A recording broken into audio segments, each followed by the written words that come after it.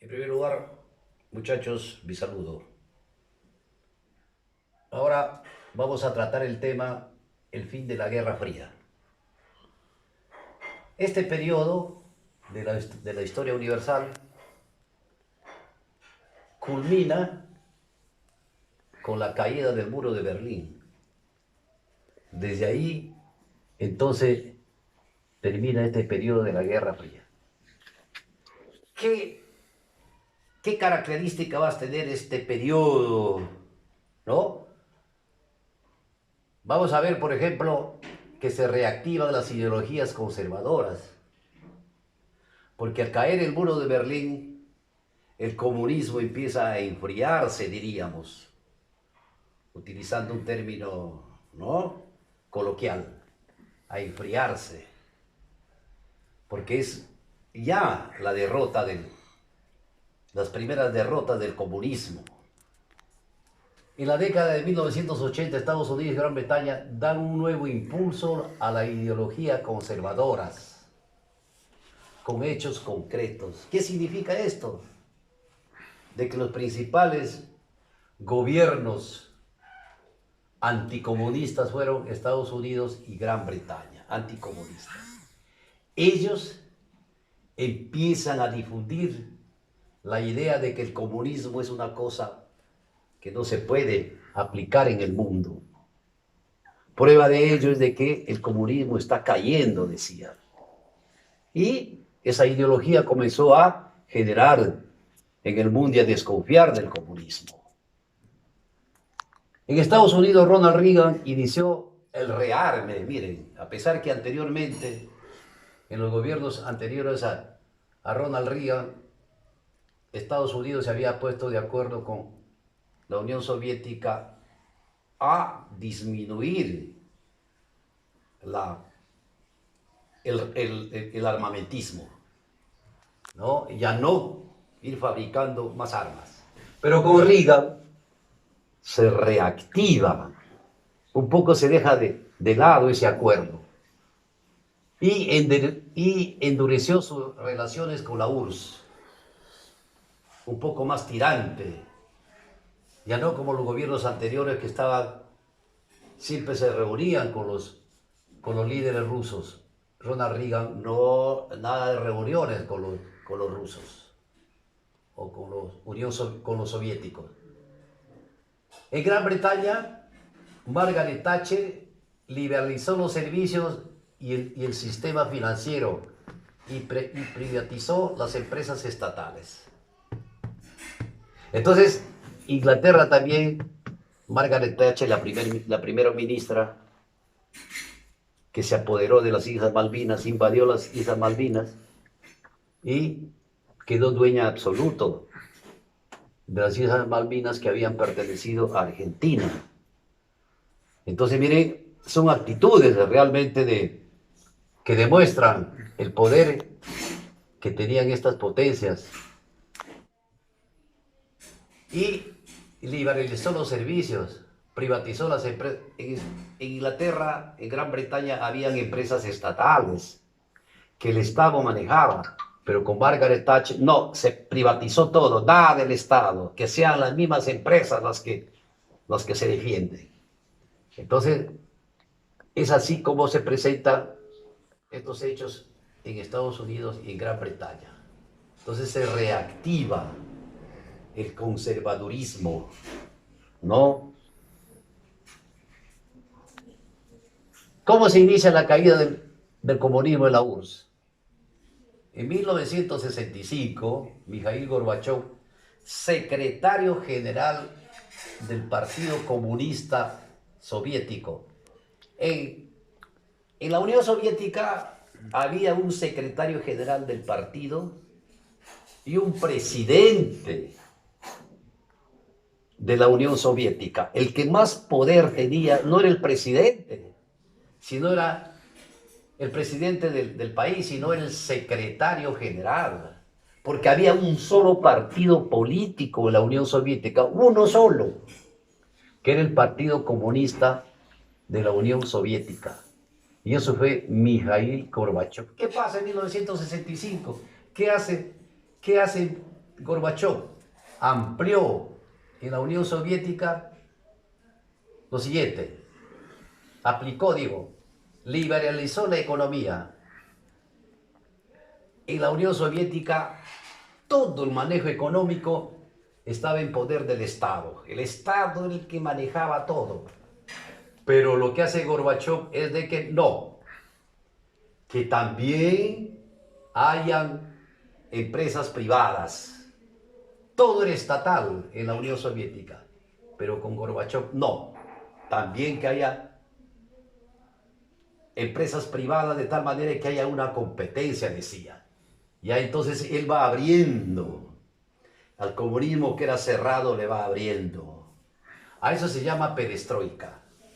Perestroika entonces es la liberalización de la economía. También Gorbachov liberalizó la política. ¿Esto qué significa? De que el gobierno estaba cerrado solamente a un partido político, de un solo partido. ¿Qué hace Gorbachov? No, señores. ¿Por qué tiene que haber un solo partido? Tienen que haber más partidos. Es decir, Gorbachov abre ese círculo cerrado y da oportunidad a que aparezcan otros partidos.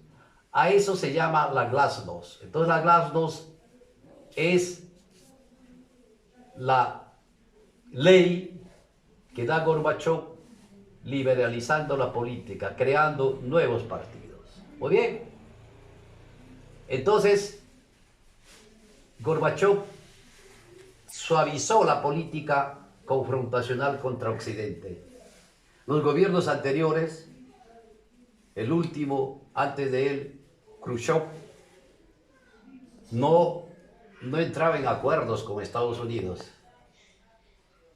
Pero Gorbachov sí apertura también las conversaciones con Estados Unidos, con Gran Bretaña.